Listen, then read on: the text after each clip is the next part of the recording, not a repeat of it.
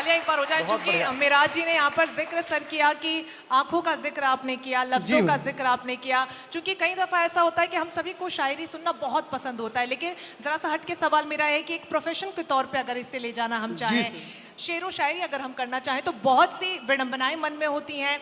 Students बहुत सारे यहाँ पर मौजूद है, बहुत कंफ्यूजन होता है कि कैसे करेंगे, स्कोप क्या होगा। ऐसे में आंखों में तो बहुत सी ख्वाहिशें होती है, लेकिन लबों तक वो नहीं पहुंच पाती। तो कोई मैसेज अगर आप उन तमाम छात्र छात्राओं को देना चाहें जो यहाँ मौजूद भी हैं या फिर इस वक्त जो आपको देख और सुन पा रहे हैं। देखिए, शायरी अगर हम प्रोफेशन की बात करें तो बहुत आगे इसमें आदमी जा भी सकता है, लेकिन सबसे मेन है आप अपनी स्टडी फोकस करें, पुराने शोरा को पढ़ें, जो हमारे बड़े शायर जैसे दुष्यंत कुमार त्यागी साहब और निश्तर खान काही, साहिल लुधियानवी, गोपाल दास नीरज, ये बहुत सारे शायर, जब तक आप पढ़ेंगे नहीं तो आप कुछ कह नहीं पाओगे। तो पहले पढ़ना पड़ता है, क्योंकि for being a good speaker first we will have to be good listener. अच्छा बोलने वाला बनने से पहले सुनने वाला बनना पड़ेगा। ऐसे ही अच्छा कहने वाला बनने से पहले आपको पढ़ने वाला बनना पड़ेगा। पहले आपको अपने सीनियर शोरा को पढ़ना पड़ेगा, तब आप इसमें अपना कोई मकाम बना सकते हैं, अच्छे शेर कह सकते हैं। ये सारे बड़े कलमकार बैठे हैं, बेहतर जानते हैं जब आप एक लाइन लिखते हैं तो 100 लाइन सोचते हैं उससे पहले। और जो महराज जी ने कहा कि जैसा आप खुद को भरेंगे वैसे ही आप छलकेंगे, तो आपकी बातों में, आपके व्यवहार में वही नजर आएगा जो आप सोचेंगे, अपने अंदर जो ग्रहण करेंगे। ये बड़ी बात है कि बड़े शायरों को जब आप पढ़ेंगे तभी आप सीख पाएंगे कि किस तरह शायरी भी हो सकती है। मैम, आपका रुख करूँगा। हाँ, बच्चे यहाँ, बच्चे नहीं कहूँगी, एक्चुअली युवा वर्ग बैठा है, शेरो शायरी की बात चल रही है, तो अपनी 2 पंक्तियाँ देना चाहूँगी कि सभी को मज़ा आएगा।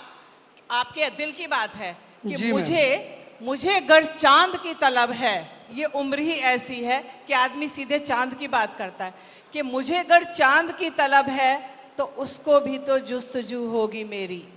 मुझे गर चांद की तलब है तो उसको भी तो जुस्तजू होगी मेरी।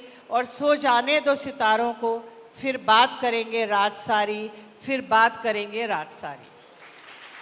और बच्चों, एक और चीज, एक शेर और देना चाहूँगी जो आज सटीक है, सार्थक है कि चल सको तो चलो, कौन किसके लिए रुका करता है। चल सको तो चलो, कौन किसके लिए रुका करता है। और इस दुनिया का कारोबार यूं ही चला करता है, इस दुनिया का कारोबार यूं ही चला करता है। आगे बढ़ो, अगर बहना जिंदगी है, चलते रहना जिंदगी है, सीखना जिंदगी है। अगर रुक जाओगे तो मेन स्ट्रीम से बाहर हो जाओगे। सीखो और आगे बढ़ो। बिल्कुल, कंपटीशन का क्षेत्र है और आगे बढ़ते रहने के लिए आपको सीखना बहुत ज्यादा जरूरी है, और यही वजह है कि बार बार उसी पर हम फोकस भी कर रहे हैं। सर, आपसे जानना चाहूंगी मिराज जी, सूफी गीत हो, शायरी हो, गजल हो, बिजनौर का अपना एक इतिहास रहा है, लेकिन आज 21वीं सदी की बात करें तो कहीं ना कहीं आप भी इस बात को मानेंगे कि वो कहीं ना कहीं धूमिल होता हुआ सा नजर आ रहा है। वजह क्या कुछ है और उसको दोबारा से कैसे संजोया जा सकता है? वजह यही है, मैंने जैसे कहा कि हमने पढ़ना बंद कर दिया। क्योंकि आज आप देखिए, इंटरनेट का दौर है, अगर हम कुछ भी स्टडी करते हैं, हम बाई मोबाइल स्टडी करने लगे तो उस पर व्हाट्सएप आता है दोस्त का, हम उसमें मुब्तला हो जाते हैं। तो इसलिए जो स्टडी कर रहे हैं वो निकल जाता है, जिसके लिए जॉन एलिया ने कहा क्योंकि किताबों से मोहब्बत करने वाला शख्स ही कुछ कर सकता है। आज किताबें हमारी दुनिया से दूर हो गई।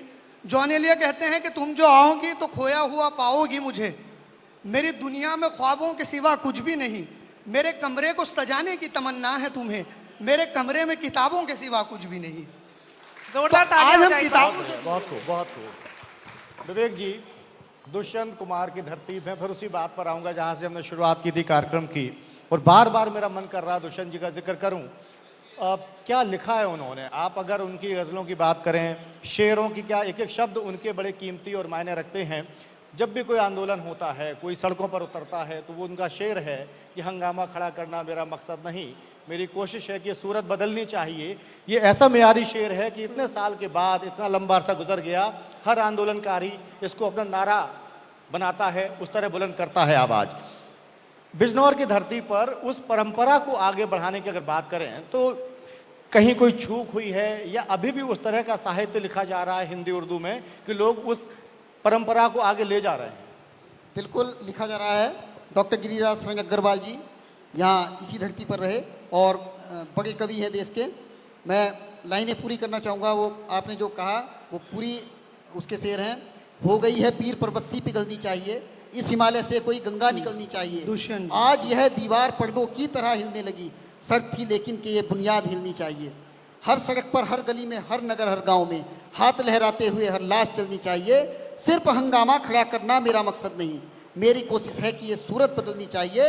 मेरे सीने में न सही, तेरे सीने में सही, हो कहीं भी आग लेकिन आग जलनी चाहिए। बहुत खूब, वाकई। क्या दुष्यंत आपका कुमार जी ने लगना- इसके अतिरिक्त उन्होंने कहा, जी कहाँ तो तय था चरागा हर एक घर के लिए, कहाँ चराग मयस्सर नहीं शहर के लिए। यहाँ दरख्तों के साये में धूप लगती है, चलो यहाँ से चलते हैं उम्र भर के लिए। संसद में सबसे ज़्यादा पढ़े जाने वाले शायर दुष्यंत कुमार जी हैं और उनके शेर को लगातार हमारे जितने भी बड़े राजनीतिज्ञ हैं, चाहे वो प्रधानमंत्री नरेंद्र मोदी जी हों या विपक्ष के राजनेता राहुल गांधी जी हों, सभी ट्वीट करते रहते हैं। वह परंपरा जो दुष्यंत ने कायम की थी वो आज भी कायम है और हमेशा इंकलाब की भाषा बोलती रहेगी। बिल्कुल, और वो बहुत ज़्यादा ज़रूरी भी है। बदलते दौर का बार बार जिक्र हो रहा है। सर, मैं आपसे जानना चाहूँगी, चूंकि सर ने भी कहा कि दौर बदल गया है, ऐसे में लोगों की मानसिकताएं बदली हैं, डेफिनेटली सोच भी बदली है, लेकिन बिजनौर को आप वहाँ कहाँ देखते हैं? और अपनी शायरी के ज़रिए अगर आप बताना चाहें कि बिजनौर की जो विस्तृत यहाँ पर इतिहास है, उसको आप आज के दौर में कहाँ देखते हैं, कुछ पंक्तियों के रूप में? हाँ, देखिए, वही बात अभी भाई साहब कह रहे थे कि कविता को बहुत ज़्यादा समझाने की जरूरत नहीं है। कविता स्वयं में समर्थ है और कवि अगर ढंग से अपनी बात को कह पा रहा है तो तालियां अनायास बजेंगी।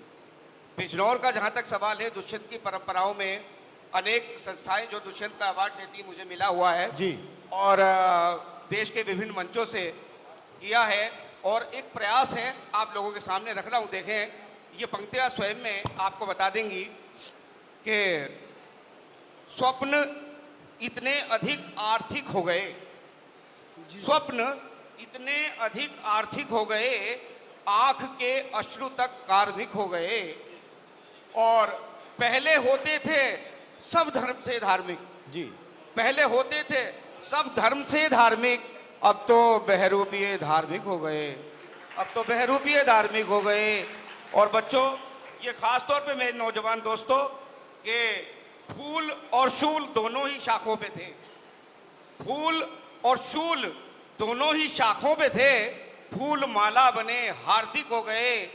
और अंतिम दो पंक्तियां दे रहा हूं कि ज्ञानियों ने तो एकल लिया मौन व्रत, ज्ञानियों ने तो एकल लिया मौन व्रत, अल्प ज्ञानी बड़े तार्किक हो गए, पहले होते थे सब धर्म से धार्मिक, अब तो बहरूपीय धार्मिक। आपने जो तंज कसा, दीक्षित दनकौरी का एक शेर है कि एकता के सभी पक्षधर हो गए, कुछ इधर हो गए कुछ उधर हो गए।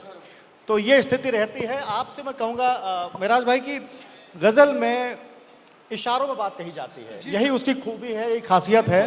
लेकिन सीधे सीधे आजकल बहुत हार्ड लाइन ली जाती है शायरी में, नेताओं के खिलाफ बोला जाता है, मंच से सरकारों के खिलाफ बोला जाता है। शायरी ऐसी नहीं होती थी जी सर। इशारों में बात कहने का हुनर गजल में आता है और अब लोग उसमें उस अंदाज में बात को नहीं परोते हैं, सीधे सीधे एक राजनीतिक शायरी होने लगी मंचों से। उस पर क्या कहेंगे आप?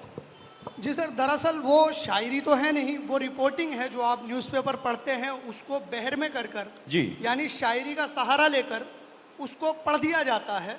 उसे हम शायरी की कैटेगरी में नहीं मानेंगे।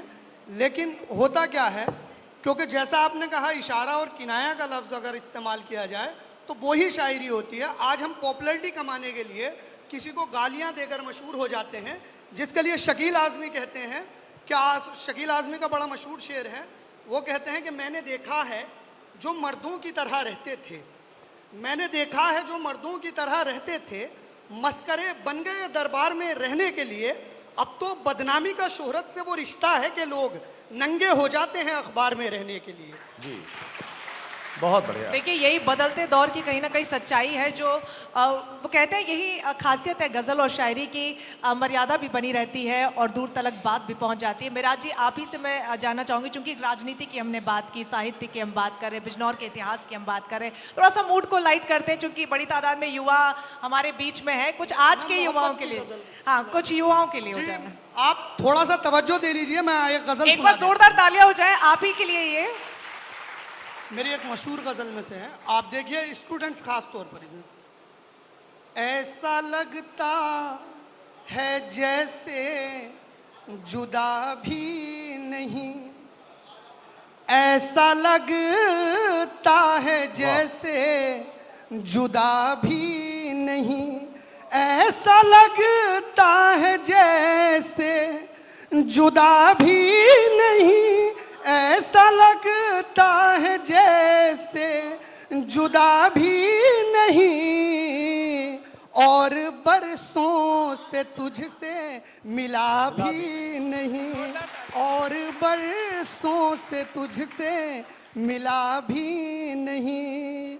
यह शेर खास तौर पर कि जितना रोया हूँ तुझसे बिछड़ते हुए, जितना रोया हूँ तुझसे बिछड़ते हुए, जितना रोया हूँ तुझसे बिछड़ते हुए, जितना रोया हूँ तुझसे बिछड़ते हुए, इतना शायद कभी मैं हंसा भी नहीं, इतना शायद कभी मैं हंसा भी नहीं। ये शेर भी खास तौर पर, इतना शायद कभी मैं हंसा भी नहीं, मैं तुम्हारा हूँ तुमसे ये कह तो दिया, मैं तुम्हारा हूँ तुमसे ये कह तो दिया,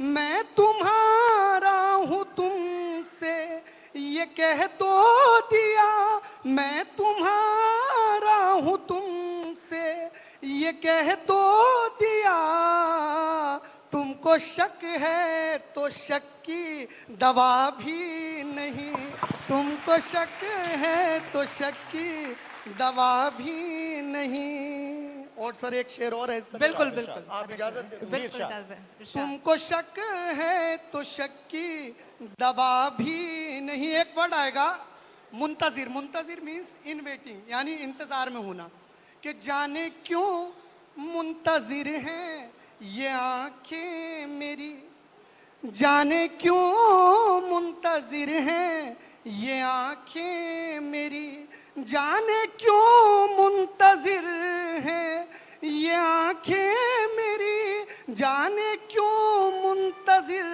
हैं ये आंखें मेरी, उसने मिलने का वादा किया भी नहीं, क्या बात है। उसने मिलने का वादा किया भी नहीं, इस तरह गुम थे हम तेरे दीदार में, इस तरह गुम थे हम तेरे दीदार में, इस तरह गुम थे हम तेरे दीदार में, इस तरह गुम थे हम तेरे दीदार में, कुछ कहा भी नहीं कुछ सुना भी नहीं, कुछ कहा भी नहीं कुछ सुना भी नहीं। जी सर। ये अरविंद जी उर्दू शायरी और अदब की एक खास बात है कि इशारों में बड़ी से बड़ी बात कह देना, और उर्दू के लिए तो मैं ये कहूँगा ये उर्दू का मुसाफिर है, यही पहचान है इसकी,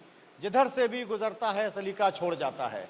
और यही हिंदी कवियों के लिए कहूँगा कि जिस रास्ते से गुजरते हैं गहरे निशान छोड़ते हैं। और होली आ रही है, होली बहुत नज़दीक है, मैं चाहूँगा मैडम सुमन जी होली पर कुछ अगर आपके मन में हो गुनगुना सकें, कोई पैगाम दे सके इस मंच से, क्योंकि एकता की बात कर और होली पर हुड़दंग बहुत आम है, उस हुड़ से बचना चाहिए।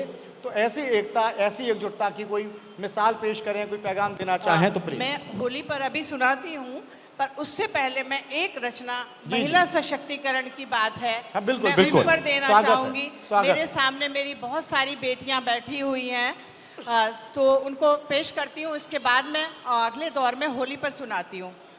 कि सुनो पांचाली, सकारात्मक रचना है। सुनो पांचाली, तुम क्यों कृष्ण का इंतजार कर रही हो, सुनो पांचाली, तुम क्यों कृष्ण का इंतजार कर रही हो, क्या तुम नहीं जानती यह द्वापर नहीं कलयुग है, अब कृष्ण नहीं आएंगे। क्या तुम नहीं जानती कि यह द्वापर नहीं कलयुग है, अब कृष्ण नहीं आएंगे। आप देख रहे हैं चारों तरफ क्या हो रहा है, वैसे आज भी दरबार सजा है, वैसे आज भी दरबार सजा है और धर्मराज भी सिंहासन पर विराजमान है। वैसे आज भी दरबार सजा है और धर्मराज भी सिंहासन पर विराजमान है। पर क्या तुम नहीं जानती युग बदला है चरित्र नहीं। पर क्या तुम नहीं जानती युग बदला है चरित्र नहीं। तुम हो कि अब भी सत्य और धर्म की गुहार लगा रही हो कि कोई आए तुम्हारी रक्षा करे। जगह जगह बेटियों के साथ जो हो रहा है, तुम हो कि अब भी सत्य और धर्म की गुहार लगा रही हो। क्या तुम नहीं जानती दुर्योधन और दुशासन अब महलों से बाहर भी चीरहरण करने लगे हैं।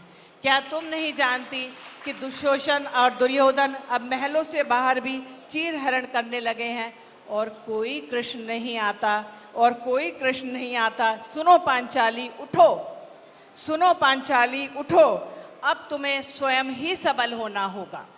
उठो, तुम्हें स्वयं ही सबल होना होगा। आदि शक्ति बनकर महिषासुर का दलन करना होगा। आदि शक्ति बनकर महिषासुर का दलन बनना होगा। क्यों किसी के इंतजार में आंसू बहा रही हो, क्यों किसी के इंतजार में आंसू बहा रही हो। तो बच्चियों को मेरा संदेश है कि सक्षम बनो, अपने काबिल बनो, किसी की हिम्मत ना पड़े जो तुम्हारे साथ कुछ गलत कर सके। अभी होली पे इसके बाद में सुना। बिल्कुल, बहुत ज्यादा जरूरी भी है एक महिला बहुत का अपने बढ़िया। आप में ताकतवर होना, न सिर्फ शारीरिक तौर पर बल्कि मानसिक तौर पे। सर, होली के लिए आप कुछ यहाँ पर गुनगुना दे तो। होली पर जैसे प्राचीन परंपरा है, भगवान श्री कृष्ण भगवान राधा जी के साथ होली खेलते थे। इसमें दो चीज़ें होती हैं, प्रेम, प्रेमी और प्रेमिका के अतिरिक्त देवर और भौजाई का भी बहुत मजाक होता है। मेरे साथ एक घटना हुई तो मैं उसी को मैंने अपने शब्दों में पिरोया है, देवर भाभी से संबंधित। मैं वह सुनाना चाहता हूँ। मॉर्निंग वॉक का चला कुछ लंबा दौर, मस्ती के अंदाज में चले घर की ओर। रास्ते में मिल गए हमको लज्जा भैया, सोचा कुछ मस्ती कर ले क्योंकि छत पर थी भौजैया। हमने पूछा आप है नीचे ऊपर है भौजाई, सब कुछ ठीक ठाक है या हो गई है लगाई। भैया हंसकर बोले भाभी तेरी कपली रहे सुखाए, सीधा यहाँ से निकल जा वरना अभी दे धमकाए। कहाँ माने आसानी से हम खतरों के खिलाड़ी, आग टप की भाभी नीचे ही कहने लगे ओ अनाड़ी। क्यों लोगों के घर में आग लगा रहे हो, सुबह सुबह ही हमारे मियाँ की खोपड़ी खा रहे हो, बिना बात ही हमारी मजाक बना रहे हो और राजू के पापा को मेरे ऊपर चढ़ा रहे हो। मेरी जो बेइज्जती की है उसका सबक सिखाऊंगी, तेरे घर जाकर तेरी माँ के सामने अभी जहर खाऊंगी। अपनी सारी बेइज्जती का इल्जाम तुझ पर लगाऊंगी, बच भी गई तो तुझे जेल जरूर पहुंचाऊंगी। अब हम पूरी तरह बैकफुट पर आ गए, जहर का नाम सुनकर ही पूरी तरह घबरा गए। मैं तो रोज की तरह मॉर्निंग वॉक से गुजर रहा था। मैंने कहा भौजी मैं तो मजाक कर रहा था, आप तो नाहक गुस्सा हो रही हैं और चढ़ी त्योरी है। मैंने तो इससे बड़ी बड़ी मजाक कई बार भैया से करी है। भैया दर्शक बने खड़े थे, जैसे भाभी से डरे थे। हमने हाथ जोड़े तब जाकर भाभी मानी, कान पकड़े और अपनी गलती मानी। बाद में पता चला भैया से लड़ी थी और रोने के लिए तैयार खड़ी थी। भैया की बला हमारे से रा पड़ी थी, हमारी तो खोपड़ी ही चकरा पड़ी थी। कहावत है मैं तो रोने वाली थी, अच्छा हुआ पति ने मार दिया, पर यहाँ तो पति का गुस्सा उल्टा देवर पर ही उतार दिया। जोरदार तालियां हो जाएगी। वो तमाम जो नटखटपन होता है, वो जो शरारतें होती है, वो एक कविता के रूप में आपने बखूबी यहाँ पर समझाया। अब जी बिल्कुल, आप बिल्कुल। होली की बात चल रही है तो होली का मौसम ही ऐसा है, बसंत से शुरू होता है कि जैसे फिजा में भी एक खुमारी सी छा जाती है। वो कहते हैं ना कि असिया भी रसिया हो जाता है होली में। तो होली पे हास्य की नहीं पर कुछ पंक्तियां देना चाहूँगी। होली के माहौल का मैंने वर्णन किया है। सरसों बौराई, मैंने कहा ना फिजा में एक माहौल बन जाता है। सरसों बौराई अमुआ बौराए, प्रकृति भी होली के रंग में रंग जाती है। सरसों बौराई अमुआ बौराए, बौराए से अली घूमत हैं, बौराए से अली घूमत हैं। मनवा रहा है डोल, डाली डाली टेसू फूले, कोयल गाती मीठे बोल। डाली डाली टेसू फूले, कोयल गाती मीठे बोल। बाजे हैं ढोल मृदंग, बाजे हैं ढोल मृदंग, गूंजे है हंसी ठट्टा और किल्लोल। बाजे हैं ढोल मृदंग, गूंजे है हंसी ठट्टा और किल्लोल। आप देखिए सब मजाक करते हैं इस समय। महक उठे हैं रंग सारे, महक उठे रंग सारे, छाया है चहु और गुलाल। होली के माहौल में ले जाना चाहूँगी। जब सोचिए हुरियारे चलते हैं, चारों ओर गुलाल होता है, तो महक उठे रंग सारे, छाया है चहु और गुलाल। और कुछ ऐसा चढ़ा हिया में भांग का रंग, हिया में उठत हिलोल। कुछ ऐसा चढ़ा भांग का रंग, हिय में उठत हिलोल, और मारी पिचकारी भर कहना ने, हो गई ब्रज किशोरी लाल। सरारा, सब बोलेंगे सरारा। होली आ रही है एक ना, बार जोरदार हो जाए, सारा रा रा रा रा रा। बहुत अच्छी। जी बिल्कुल, जिस तरीके हाँ, से मारी भर पिचकारी कान्हा ने, हो गई ब्रज किशोरी लाल। इत उत डोल रही, होली में सब बजते हैं रंगों से, इत उत डोल रही, सूझे ना कोई जतन, रसिया संग होली खेलत, मचावत खूब धमाल। फाग फाग हो उठा तन मन, फाग फाग हो उठा तन मन, ऐसी होली खेलत है नंदलाल, ऐसी होली खेलत है नंदलाल।